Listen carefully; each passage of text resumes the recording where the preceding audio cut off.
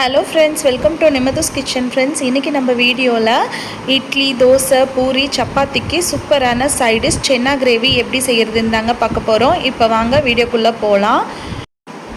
இந்த கிரேவி செய்கிறதுக்கு குக்கரில் 100 கிராம் அளவு கொண்டக்கடலையை நைட்டே ஊற வச்சுட்டு 2 முறை கழுவிட்டு குக்கரில் சேர்த்துக்கோங்க. இது கூடவே 2 கப் அளவு தண்ணி சேர்த்துக்கோங்க. இந்த கொண்டக்கடலை முழுகிற அளவுக்கு ரொம்ப அதிகமாக தண்ணி சேர்த்துட வேண்டாம்.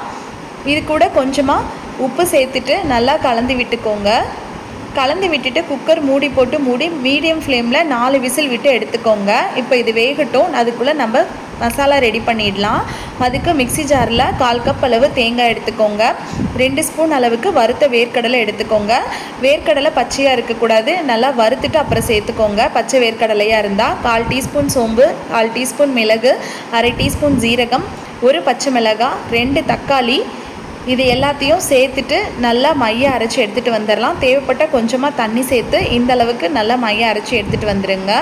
இப்போது நம்ம மசாலா ரெடி ஆகிடுச்சு. அடுத்ததாக கடாயில் 2 ஸ்பூன் அளவுக்கு எண்ணெய் சேர்த்துக்கோங்க. எண்ணெய் சூடானதும் ஒரு சின்ன துண்டு பட்டை, 3 கிராம்பு சேர்த்துக்கோங்க. கூடவே கொஞ்சம் கருவேப்பிலை சேர்த்துட்டு ஒரு மீடியம் சைஸ் பெரிய வெங்காயத்தை கட் பண்ணி சேர்த்துக்கோங்க. வெங்காயம் நல்லா வதங்கி வரணும். நல்லா ஒரு கோல்டன் ப்ரௌனாக நல்லா வதங்கி வரணும். வெங்காயம் எந்த அளவுக்கு வதங்குதோ அந்த அளவுக்கு கிரேவி நல்ல டேஸ்ட்டாக இருக்கும்.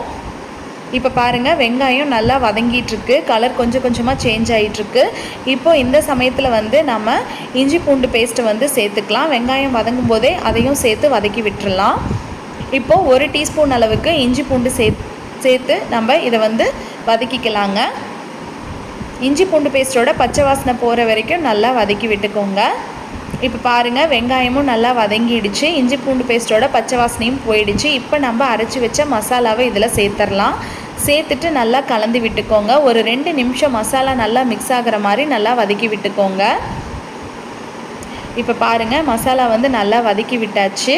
இப்போ இது கூட நம்ம தேவையான மசாலா ஆட் பண்ணிக்கலாம். 1/4 டீஸ்பூன் மஞ்சள் தூள், 1 ஸ்பூன் மிளகாய் தூள், 1/2 ஸ்பூன் அளவுக்கு மல்லித்தூள் சேர்த்துக்கலாங்க. கூடவே 1/2 ஸ்பூன் அளவுக்கு கரம் மசாலா, காஷ்மீரி மிளகாய்த்தூள் 1/2 ஸ்பூன் சேர்த்துக்கோங்க. இது கலருக்காக மட்டும்தான், இது காரம் இருக்காது. தேவைப்பட்டால் சேர்த்துக்கோங்க, இல்லைனா ஸ்கிப் பண்ணிடலாம். மசாலா எல்லாமே மிக்ஸ் ஆகிற மாதிரி நல்லா வதக்கி விட்டுக்கோங்க.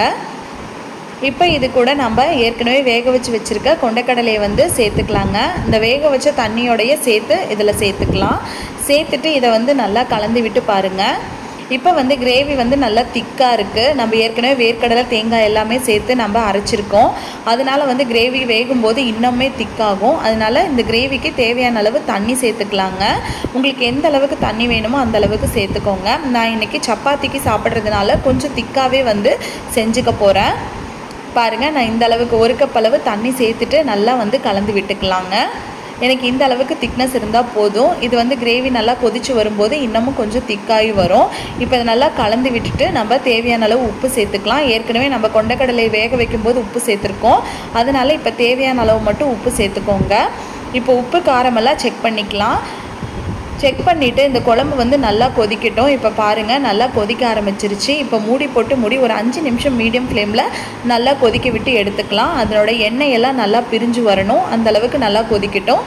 இப்போ பாருங்கள், கரெக்டாக ஒரு 5 நிமிஷம் ஆயிடுச்சு. எண்ணெய் நல்லா பிரிஞ்சு வந்திருக்கு. பாருங்கள், குழம்பு நல்லா திக்காகி இந்த மேலே எண்ணெய் நல்லா பிரிஞ்சு வந்திருக்கு. இந்த அளவுக்கு நல்லா வந்துச்சுன்னா கிரேவி நல்லா சூப்பராக இருக்குங்க.